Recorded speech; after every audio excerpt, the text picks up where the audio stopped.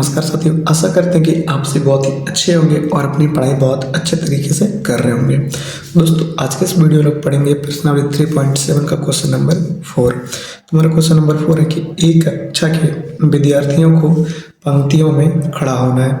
यदि पंक्ति में 3 विद्यार्थी अधिक हो तो एक पंक्ति कम होती है, और यदि पंक्ति में 3 विद्यार्थी कम हो तो 2 पंक्तियां अधिक बनती है।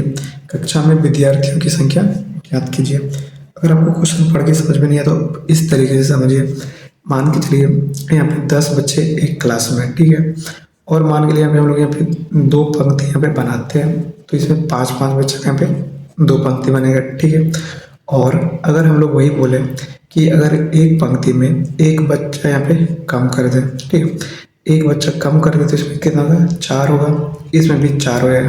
तो एक पंक्ति 2 का हमको एक्स्ट्रा बनाना पड़ेगा, यानी कि हमारा 3 पंक्ति बन जाएगा, यानी कि इसमें 2 बच्चे कम है, एक 3 पंक्ति बनाना पड़ेगा ना। तो उसी तरह से यहाँ पे, और अगर मैं बोलूँ कि यहाँ पे जो आपका 2 पंक्ति बना है तो इसमें टोटल विद्यार्थी मान लीजिए 5 का 2 पंक्ति बना है, ठीक है, इसमें 5 बच्चे हैं और इसमें भी 5 बच्चे हैं। तो टोटल बच्चे को अगर हम लोग आपको निकालने के लिए बोलेंगे कि टोटल बच्चे इसमें कितना है, तो फिर 2 पंक्ति है और एक पंक्ति में 5 बच्चे, तो आप लोग 5 गुना 2 कर देंगे तो हमारा 10 होगा। यानी कि एक पंक्ति में बच्चों की संख्या और पूरे पंक्ति की संख्या अगर हम लोग मल्टीप्लाई कर देंगे तो टोटल बच्चे हमारे आ जाएंगे। तो हमको यहाँ पे करना है, तो यहाँ पे देखिए टोटल विद्यार्थियों की संख्या ज्ञात करनी है। तो सबसे पहले हम लोग क्या करेंगे, एक पंक्ति की संख्या ज्ञात कर लेंगे और एक पंक्ति में विद्यार्थियों की संख्या ज्ञात कर लेंगे, ठीक है। तो चलिए उसी तरह से हम लोग क्वेश्चन को सॉल्व करेंगे। तो यहाँ पे लिखेंगे माना कि एक पंक्ति में विद्यार्थियों की संख्या, एक पंक्ति में विद्यार्थियों की संख्या इज इक्वल टू x, और यहाँ पे पंक्ति की संख्या हम लोग क्या होंगे, y, ठीक है। तो अगर हम लोग यहाँ पे देखिए प्रत्येक पंक्ति में विद्यार्थियों की संख्या क्या हो जाएगी, इसीलिए प्रत्येक पंक्ति में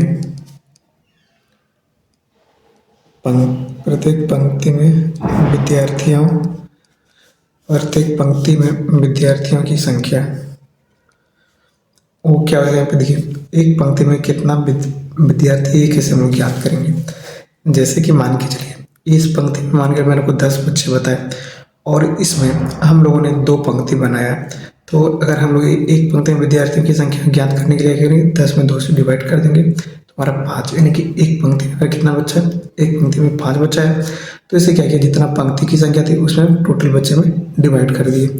तो यहाँ पे हो जाएगा, यहाँ पे एक पंक्ति में विद्यार्थियों की संख्या, एक पंक्ति में विद्यार्थियों की संख्या बाय फिर पंक्ति की संख्या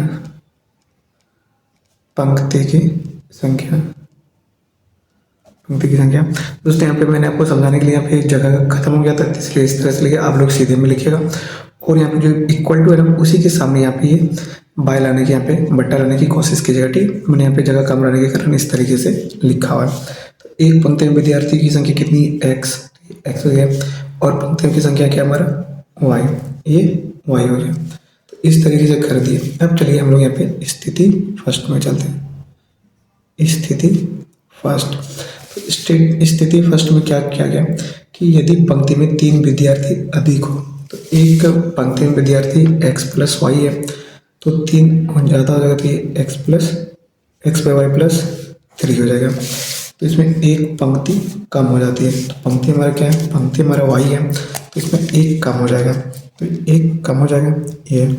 और अगर हम लोग इससे टोटल यहाँ पे बच्चे निकालेंगे तो देखिए एक पंक्ति में विद्यार्थियों की संख्या, ये एक पंक्ति है, ठीक है, एक पंक्ति में विद्यार्थियों की संख्या है, प्रत्येक पंक्ति में विद्यार्थियों की संख्या आ गया, और पंक्ति की संख्या ये आ गया, कितना आ गया, पंक्ति की संख्या हमारा कितना y, तो इस तरह से आ गया। तो टोटल मिलाकर यहाँ पे एक पंक्ति में विद्यार्थियों की संख्या हमारा टोटल आ जाएगा, तो टोटल क्या हमारा x, तो इस तरीके से x आ गया। तो चलिए अब हम लोग इस क्वेश्चन को सॉल्व करेंगे। तो जब हम लोग इसे मल्टीप्लाई करेंगे तो वाई वाई कैंसिल होगा, तो ये सिर्फ हमारा एक्स बचेगा। और फिर एक से मल्टीप्लाई होता है ये माइनस एक्स वाई वाई, और ये 3y और -3 is equal to x. X ये कैंसिल हो गया, ठीक है। तो यहाँ पे देखिए, अगर हम लोग ये -x/y plus 3y is equal to 3 आ गया, ठीक है। अब माइनस कॉमन करके और माइनस को उधर भेज देंगे, तो x/y -3y is equal to -3, ये इक्वेशन 1 हो गया। अब चलिए यहाँ पे स्थिति सेकंड में चलते हैं।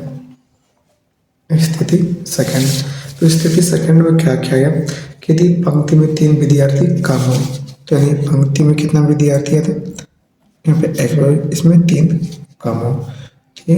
3 कम हो गया तो पंक्ति की संख्या 2 बढ़ जाती है, और यहाँ पे टोटल बच्चे तो हमारे x ही रहेंगे, ठीक है। तो अब चलिए इसको सॉल्व करेंगे, तो ये भी x हमारा आ जाएगा, और यहाँ पे क्या हो जाएगा, ये हो जाएगा हमारा 2x + y। अब इसको से मल्टीप्लाई करेंगे तो 3y, और यहाँ पे -6 इज इक्वल टू x।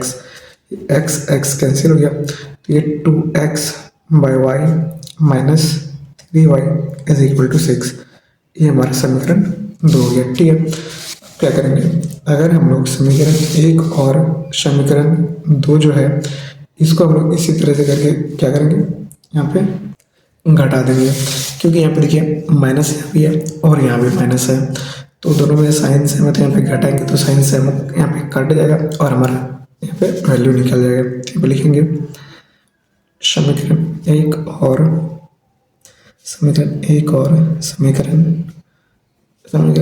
और समीकरण 2 को घटाने पर, तो यहाँ पे देखिए क्या है, x/y -3y is equal to -3, और 2x/y -3y is equal to 6, minus minus plus minus ये कैंसिल हो गया, तो x/y -2x/y is equal to -9। अगर यहाँ पे देखिए, यहाँ पे हमारा y एलसीएम आ जाएगा, तो x - 2x is equal to -9। तो यहाँ पे क्या गया, यहाँ पे -x बचा, ठीक है, -x, यहाँ पे -x/y इज इक्वल टू -9, ये कैंसिल हो गया, तो x बराबर क्या हमारा, x is equal to 9y हो गया। अब क्या करेंगे, इस x का जो वैल्यू है, इस x का वैल्यू अगर हम लोग समीकरण 1 में रखेंगे तो इससे हमारा y का वैल्यू ज्ञात हो जाएगा, ठीक है। तो चलिए हम उसको सॉल्व करेंगे, ठीक है। तो अब क्या करेंगे, लिखेंगे x का मान समीकरण 1 में रखने पर, समीकरण 1 क्या है, x के लिए यहाँ पे क्या रखेंगे 9y, तो 9y/y -3y is equal to -3, ये y कैंसिल हो गया, तो यहाँ पे 9 - 3y इज इक्वल टू -3, तो 9 ये -3 इधर आएगा तो +3 इज इक्वल टू ये -3y इधर आएगा तो 3y, तो ये देखिए क्या गया, 3y इज इक्वल टू 12, इसलिए y इज इक्वल टू क्या गया, y इज इक्वल टू हमारा 4 आ गया, ठीक है, y इज इक्वल टू 4 आ गया। अब इस y का वैल्यू क्या करेंगे, अब हम लोग यहाँ पे इसको मान लेते हैं, एक तो इसको दोस्तों हम लोग मान लेते हैं समीकरण 3, यहाँ पे लिखेंगे कि y का मान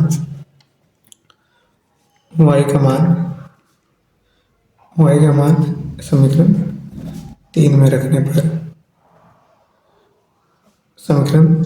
रखने पर, तो समीकरण 3 क्या है, x is equal to 9y, y के जगह पे 4 रखेंगे, x इज इक्वल टू क्या है हमारा 36, x इज इक्वल टू क्या है हमारा 36। तो इस तरीके से आप देख सकते हैं x और y का वैल्यू लोगों ने यहाँ पे ज्ञात कर लिया। ये दो हमारा इक्वेशन बना था, इसको सॉल्व किया तो हमारा x is equal to 9y है, इसको हम लोग समीकरण 3 माने।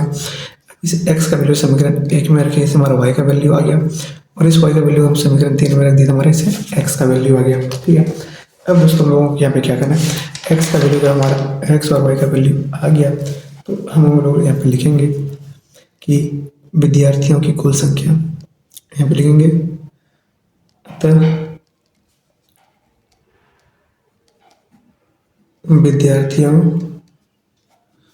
विद्यार्थियों की कुल संख्या,